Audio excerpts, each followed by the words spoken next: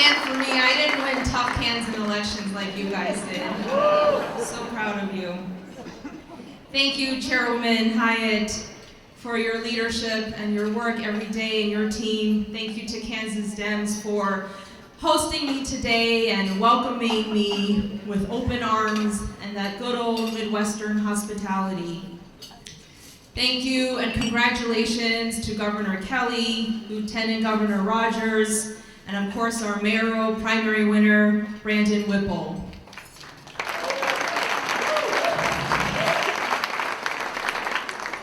I'm here today on behalf of our new DNC, on behalf of Chairman Tom Perez, who constantly reminds us in words and in action that Democrats can truly win everywhere.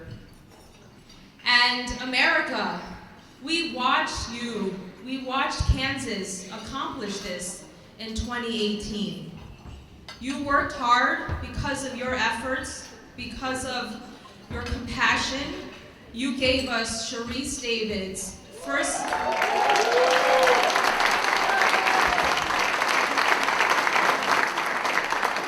Native American women to serve in Congress ever. You saved us from Chris Kobach, and you gave us Governor Kelly and Lieutenant Governor Rogers. But you know better than I that the momentum has just begun. Now America has really high expectations of you. There are 4 congressional seats. Come on, 3 more to go. You can do this. I just met with Abby Hodgson and hope she'll join me next year. And we'll work with you to take back that open Senate seat as well.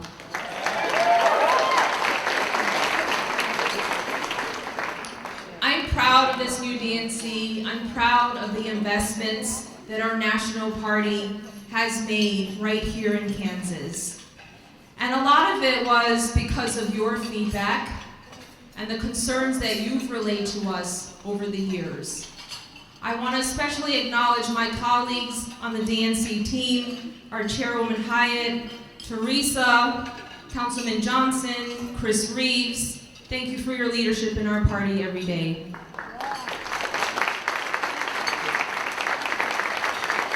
Because of your feedback, we knew that we had to do a better job in communities of color.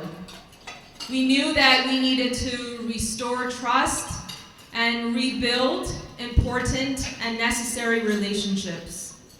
We knew that we needed to strengthen infrastructure in Black and Latinx communities, especially in Wyandotte and Johnson counties and Southwest Kansas.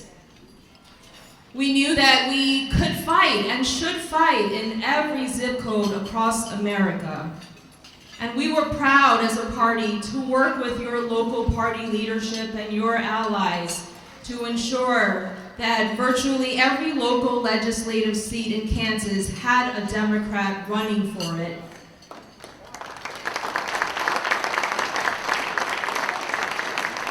We were proud as the National Party to invest almost $500,000 in Kansas alone because we knew the importance of improving our outreach and communication for our rural Americans and to empower local validators, not just sending folks from Washington, D.C. with fancy resumes who might not understand the communities here.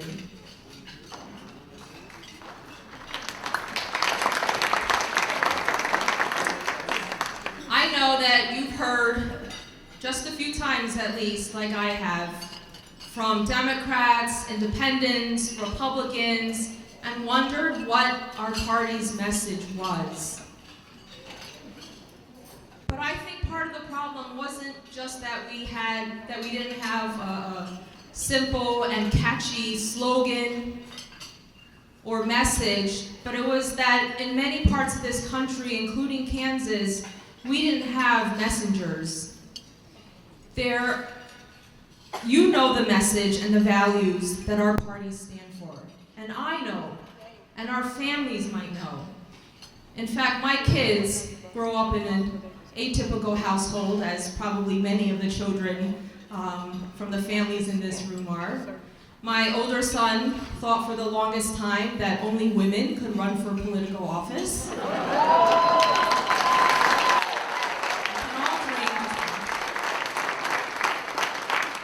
My 9-year-old keeps a running tally of Congress members who support impeachment. But I've heard, as many of you probably have, from folks all around Kansas and across the country, that they didn't necessarily know that our party cared about them. And we heard that concern and that question from farmers, from veterans, small business owners, union members, young voters, so many people. And so it's important that we do a better job at getting out our messages and the important values that are at stake. People's lives are at stake in this country right now. And what is at stake? Why am I here? Why are you here? You could all be somewhere else on a weekend evening in the summer. You could all be doing something more fun with your spare time. But it's not just about fighting Trump and fighting his horrendous and hurtful policies, but it's about fighting for American families in Kansas and around the country. We can't just say we oppose Trump. We have to tell them what we're fighting for. And there is a lot at stake. We are fighting for our kids who go to school every single day and have to participate in lockdown drills and worry when the next school shooting will be, and if it will be their school. We fight to change a system where oftentimes we are spending more money on educating someone in prison than we did when that person was actually in school. We fight to ensure that clean, drinkable water and breathable air is not a luxury or a privilege, but a human right.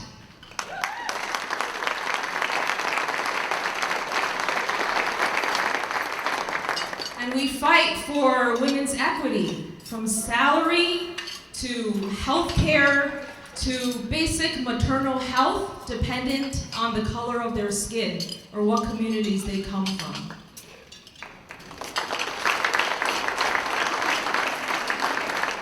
And we fight to return toddlers to their parents. Parents who have fled dangerous conditions in their home country and are legally seeking asylum in this country, which is what America is all about, only to have this country tear their baby away from their arms.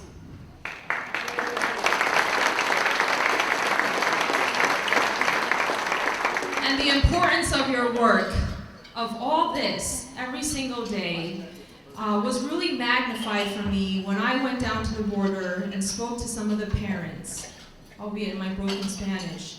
But these parents who were separated from their kids, they don't know necessarily that who's doing this. Republicans, Democrats, Trump. They think that it's America who's separating their kids. And so that's why it's even more important. Every postcard you write, every phone call you make, every door that you knock on, every voter, whether it's True Blue Democrat, Independent, or Republicans that we want to convert, it's so important for us to make sure we have a strong party where we can continue that outreach.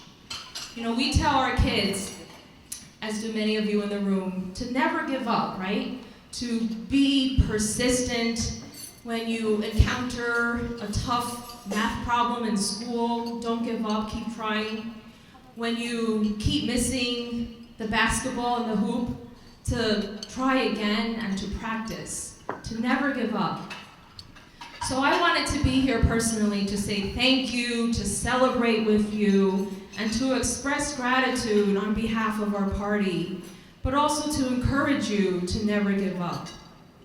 Too many lives are at stake. I'll end on a story. You know, we tell our kids all the time, never give up. And so one day I'm putting down my son to bed. These two boys give me a lot of material for my speeches. Putting down my son to bed, and it's dark out, it's dusk. And he wants to go to the toy store. And you know, I just made something up. I'm like, it's not open, you know, I don't think they're open anymore. You know, we'll try another day.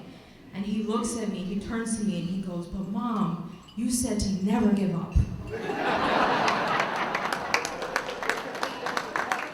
So thank you so much, Kansas Dems, for having me. I obviously don't represent this area, but I'm so proud to work with your newly elected and soon to be elected Democrats in our government. We have a lot of work to do. You have accomplished so much, and we are so, so proud of all of you. Thank you for having me.